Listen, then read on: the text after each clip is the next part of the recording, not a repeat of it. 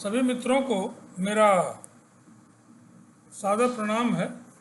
और आज का जो विषय है ये मैं इसको 2 दिन से सोच रहा था कि वीडियो डालूं कि न डालूं, क्योंकि बहुत सारे लोग तो बहुत सारी बातें कह चुके हैं रतन टाटा जी के लिए, लेकिन मन नहीं माना। मैंने कहा कि उन्हें वीडियो के माध्यम से ही क्यों न श्रद्धांजलि दी जाए। और उनकी सादगी खास करके इन 2 दिनों में मुझे इतना प्रभावित की है कि जानता तो मैं उन्हें पहले से ही था, क्योंकि पिताजी मेरे जमशेदपुर में करीब 40 साल नौकरी किए और मेरे फूफा जी और उनके बच्चे और मेरे बहुत सारे रिलेटिव, मेरे फादर इन लॉ, उनके 2 भाई, बहुत सारे काफ़ी लोगों को जानता हूँ जो टाटा ग्रुप में नौकरी किए। और भाई भी हमारा अपना खुद का भाई भी कुछ दिनों के लिए किया। तो श्रद्धा तो मेरी ऐसे ही अपार उनके प्रति रही है। उनके कर्मचारियों के द्वारा जो बातें बताई जाती हैं तो मन बड़ा ही उनके प्रति अच्छा रहा कि अपने कर्मचारियों के प्रति, अपने कंपनी के प्रति लोगों को कितना वो मानते थे। तो वो तो अच्छी बात है ही है, लेकिन जो सबसे प्रभावित मुझे इन बीच में कुछ बातें, कुछ वीडियो सुनने के बाद, कुछ इंटरव्यू सुनने के बाद मैं खास करके उनकी सादगी से इतना प्रभावित हुआ। सोचता हूँ कि काश उनका लेश मात्र गुण हम लोगों के व्यक्तित्व में आ जाए तो फिर जीवन ये सफल हो जाए। जब उन्होंने बताया कि उनकी दादी, एक वीडियो में सुन रहा था मैं कि सुधीर चौधरी जी बता रहे थे कि उनकी दादी उन्हें महंगी गाड़ी भेजती थी पढ़ते समय ही, और उस गाड़ी में बहाना बना के न बैठ के दोस्तों के साथ आते थे। इसका मतलब कि होनार बिरवान के होते चिकने पात वाली कहावत बिल्कुल सत्य है। उनके जो नैसर्गिक गुण हैं, सादगी के, बड़प्पन के, उन्हें देवतुल्य जो बनाता है, वो पहले से विद्यमान थे। केवल उनका विस्तार उम्र के साथ साथ लोगों ने देखा। मुझे याद है कि एक हमारे यहाँ अलीगढ़ में मित्र हैं जो टाटा कंपनी में हैं थे और हमारे बड़े खास घरेलू मित्र हैं। जब उनकी कंपनी को, बबराला की कंपनी, जब उनकी कंपनी को किसी विदेशी कंपनी ने खरीदा, स्वीडन के या किसी बाहरी यूरोपियन कंट्री ने, एरा, तो मुझे लगा कि बहुत अच्छा हुआ होगा, क्योंकि मल्टीनेशनल कंपनी और बड़ी कंपनी, मल्टीनेशनल तो टाटा ग्रुप भी है, लेकिन विदेशी के नाम पे हम भारतीय लोग सोचते हैं ना कि बहुत सुविधाएं बड़ी होंगी, कुछ बात होगी। लेकिन वो दुखी थे, नौकरी छोड़ नहीं सकती इस एज में, क्योंकि 1 साल नौकरी बची थी, दूसरी नौकरी मिलती नहीं। लेकिन वो दुखी थे। वो कहते थे कि जो बात टाटा की कंपनी में काम करने का है वो किसी और कंपनी में नहीं है। इवन देन टाटा में काम करने वाले लोगों का कहना था कि हमें अगर गवर्नमेंट नौकरी भी मिले तो हम नहीं जाएंगे। हमारे एक रिश्तेदार जिनको टाटा स्कूल में भी नौकरी, वो कुछ दिन काम वहाँ किए थे, और बाद में वो कहते थे कि टाटा की जो सर्विस कंडीशन है, जो उनका स्नेह है, जो ग्रुप में आदर है, वो अन्यत्र नहीं है। तो जितनी बातें की जाए इस अनमोल रतन के लिए वो कम है। भारत ने रतन टाटा के रूप में अपना अनमोल रत्न जो है खोया है। जाना तो सबको है, ये शाश्वत सत्य है। रामकृष्ण से लेके देवी जो भी आए पृथ्वी पे अवतार लेके, कोई इस मृत्युलोक में रहा नहीं, परमानेंट किसी का आवास नहीं है। चाहे कितना भी ऋषि हो, धर्मात्मा हो, भगवान राम हो, सबको जाना है। जाना उतना, ये तो शाश्वत सत्य है, जाना कोई अचरज की बात नहीं। लेकिन वो जो विरासत छोड़ के गए,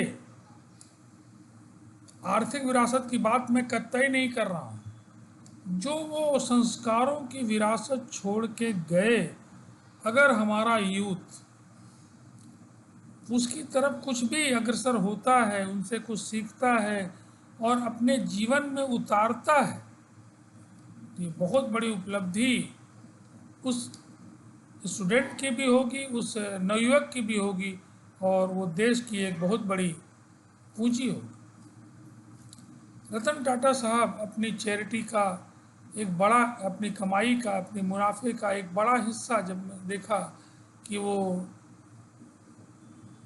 दे दिया करते थे राष्ट्र हित में, तो एक कर्मचारी का इंटरव्यू भी कल आ रहा था कि कोरोना काल में उसकी बेटी ने 11 साल की कैसे टाटा ट्रस्ट में फ़ोन किया और कैसे फिर से उन्हें नौकरी, फ़ोन आया, रिटर्न कॉल आई और फिर से मिल गई।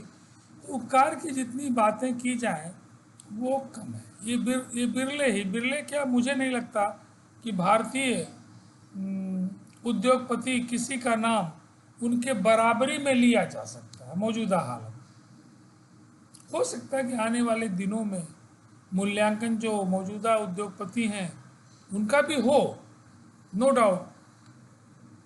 उनका जो कौशल है उद्यमिता का, उसमें कोई कंपटीशन टाटा साहब से नहीं है, ठीक है, वे लोग भी सुपर हीरो हैं, लेकिन राष्ट्र हित में, खास करके पूरे समाज के हित में, मैं 2 दिनों तक खास करके शहर के अंदर, अलीगढ़ के अंदर जितने भी लोग मुझे मिले, भावुक और रतन टाटा को एक आदमी नहीं मिला मुझे जो चर्चा करते हुए आपस में भी मिल जाए। ऐसा नहीं मुझसे ही चर्चा कर रहा, उसकी चर्चा को मैं अगर एक न्यूट्रल मैन की तरह सुन भी रहा हूँ तो कोई नहीं मिला कि जो उनकी बुराई कर। ये इतनी बड़ी उपलब्धि है जिसको कोई राजनेता, किसी भी फील्ड में काम करने वाला अगर पाता है तो उसके जीवन की सबसे बड़ी उपलब्धि। लता मंगेशकर जी पूज्य हैं, उनके निधन पे भी लोगों में प्रतिक्रिया बड़ी अच्छी आई, लेकिन रतन टाटा की बात ही कुछ नहीं। रतन टाटा गए, लोगों के आंखों में उनके प्रति प्रेम, उनके प्रति अश्रु देखने को मिला। सकल समाज में, चाहे वो इंडस्ट्री से, व्यापार से या उस कौशल से कोई मतलब रखता है या नहीं रखता है, उसका कोई परिचित टाटा ग्रुप में काम किया है या नहीं किया है, एक जन भावना, चाहे वो बिजनेसमैन हो, चाहे रेस्टोरेंट वाला हो, भिन्न भिन्न जगहों पे, चूंकि मेरा आना जाना, मैं शिक्षक हूँ, ऐसे भी सोशल लाइफ है मेरी, मैंने देखा कि अरे इतना ज़्यादा ग्राह्यता, इतना ज़्यादा एक्सेप्टेंस उनकी अच्छाई की, उनकी खूबी की नहीं मिलता। मुझे तो अभी तक एक भी केस ऐसा नहीं मिला है जिसमें मैं उनकी तुलना अन्यत्र करूं।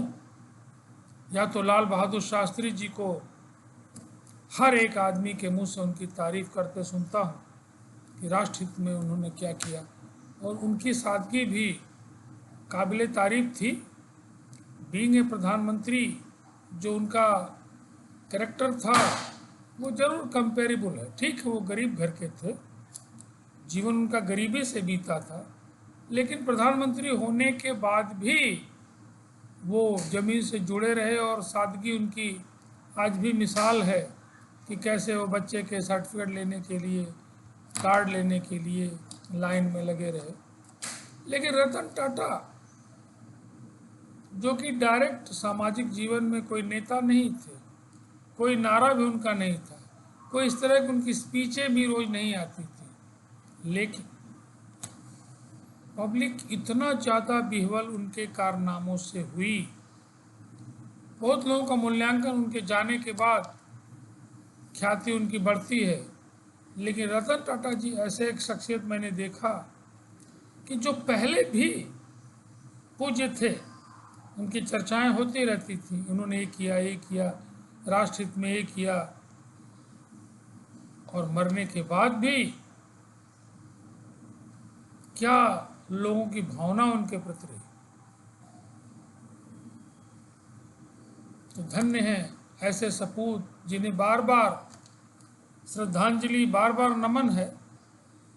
बोलते समय आंख भर रही मेरी भी, अभी भी, हालांकि 2-3 दिन बीत गया है, फिर भी जिस तरह से उनका व्यक्तित्व है अगर उसका थोड़ा अंश भी अपने जीवन के अंतिम चरणों में हम अडॉप्ट कर पाए तो एक बहुत बड़ी उपलब्धि मेरी होगी। चूँकि मैं शिक्षक हूँ और आज भी समाज में शिक्षा देना मैं अपना नैतिक मूल्य समझता हूँ, खास करके अपने छात्रों को, अपने जो छात्र पढ़ के अब बड़े हो गए हैं, कई बच्चों के पिता हो गए हैं, उन सभी को अभी भी मैं कुछ न कुछ मॉरल बातें बताता हूँ। और मुझे कहीं भी ये नहीं लगता कि वो सोचेंगे कि अरे क्या है अपनी सेखी बघार रहे। नो, ये मेरा दायित्व है, ये तो मैं बताऊंगा ही। और अब तो निश्चित रूप से रतन टाटा जी के व्यक्तित्व और उनसे सीखने की प्रेरणा मैं समाज में अपने छात्रों, चाहे वो मौजूदा छात्र अभी के हों या 10 बैच पहले के हों, 20 साल पहले के हों, 30 साल पहले के हों, मैं ज़रूर उन्हें कुछ न कुछ टाटा जी से प्रेरणा लेने की बात ज़रूर करूँगा। हालांकि जो बड़े हो गए हैं वो खुद भी प्रेरणा ले ही रहे होंगे, लेकिन अपने दायित्व का मैं निर्वहन करूँगा। और ईश्वर करे कि देश में ऐसे टाटा बार बार जन्म लें। स्वर्ग में जाके टाटा साहब अगर आराम कर रहे हैं तो मुझे वो खुशी नहीं होगी, मुझे तब खुशी होगी जब टाटा साहब का जन्म एक बार पुनः समाज सेवा के लिए एक अवतार के रूप में फिर से इस पृथ्वी पे इन्हीं शब्दों के साथ, इस भावुक मन से मैं उन्हें पुनः बार बार नमन करते हुए अपनी श्रद्धांजलि अर्पित करता हूँ। ओम